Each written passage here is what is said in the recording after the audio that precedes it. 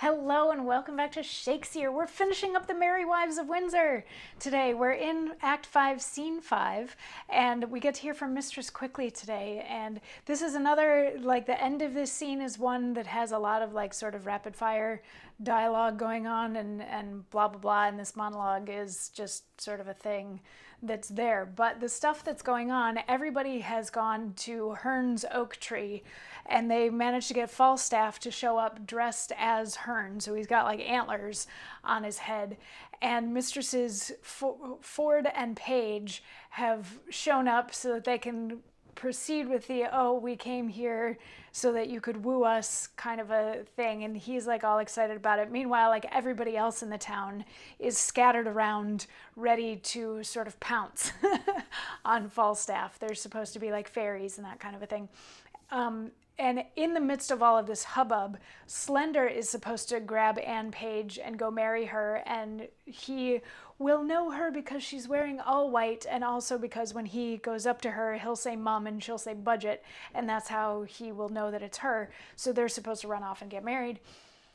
Dr. Caius is also supposed to grab Anne Page and has been told that she's dressed in green, so he knows to grab the person dressed in green and take her off and get married. Meanwhile, Fenton and Anne Page have conspired that they will run away together and get married in the midst of all this hubbub instead of her marrying either Caius or Slender. So, top of the scene, we had Falstaff equating himself with the gods who have changed themselves into beasts in order to win the love of their loves, like Leda and the Swan, all that sort of stuff. And then Mistress Ford comes in, and then Mistress Page comes in, and they're being all amorous, but then there's a noise, and the ladies are frightened. They're not really frightened. They're just like, oh, we gotta go, and they run away. And all of the children of the town come and start dancing around Falstaff and that sort of thing. And Mistress Quickly is playing the part of the Queen of the Fairies. So she's sort of directing them at this point, and she says, about, search Windsor Castle, elves, within and out. Strew good luck, oves, at every sacred room, that it may stand till the perpetual doom. In state as wholesome as in state 'tis fit, worthy the owner, and the owner it.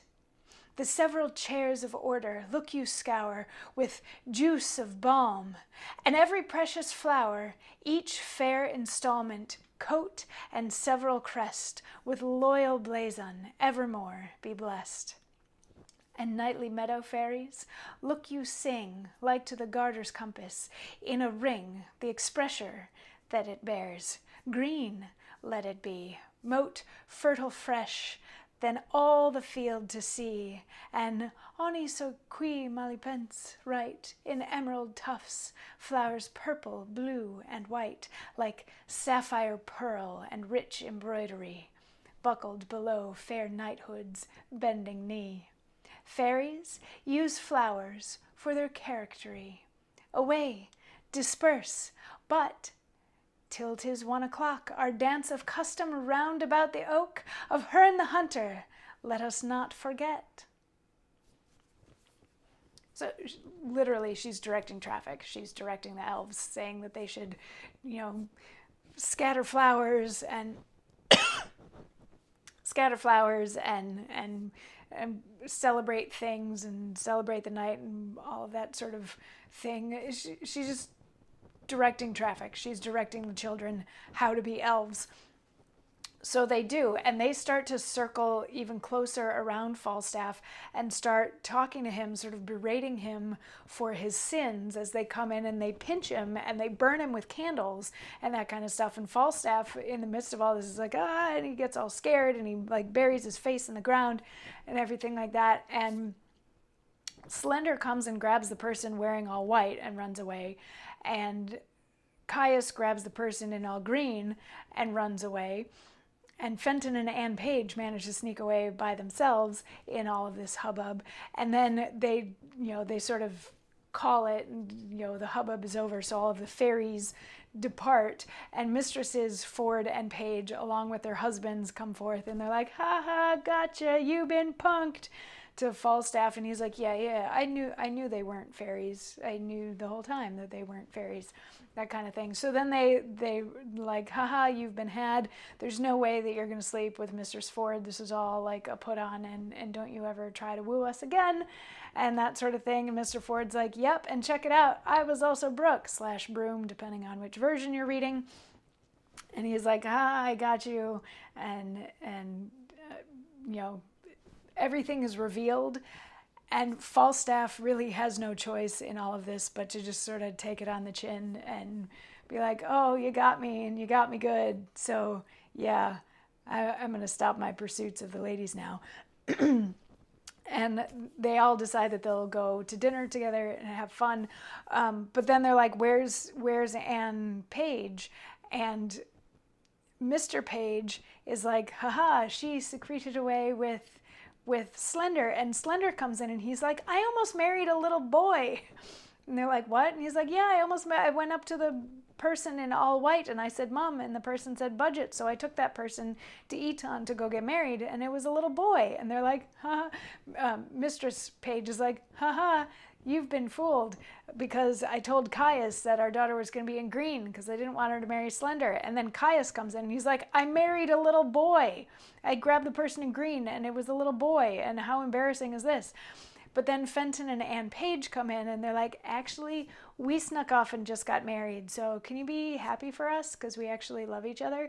And Mr. and Mrs. Page, Mistress Page, are like, yeah, well, I guess you're married, so there's not much we can do about it. So welcome to the family, Fenton. And they all decide that they'll go have dinner, even John Falstaff. And Ford is like, the one thing that you got right, Falstaff, is you set me up with Mistress Ford, so I will be sleeping with Mistress Ford tonight. Ha ha ha ha. And that's the end of the play.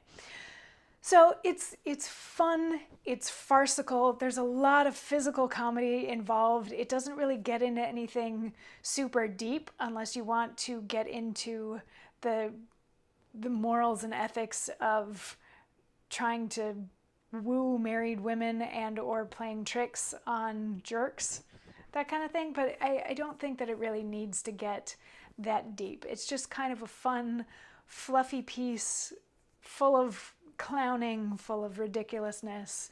Yeah, it's fun. It's fun and it's fluffy, and it ends with a man with antlers on his head getting beat up by children. So like, it's not something to take overly seriously, which is maybe why it's called The Merry Wives of Windsor, because they're just having fun. And at the end, the fact that everybody's just like cool with all this stuff that happened is, yeah, it's a comedy. It's just light comedic fare that's just, yeah, it just sort of is what it is.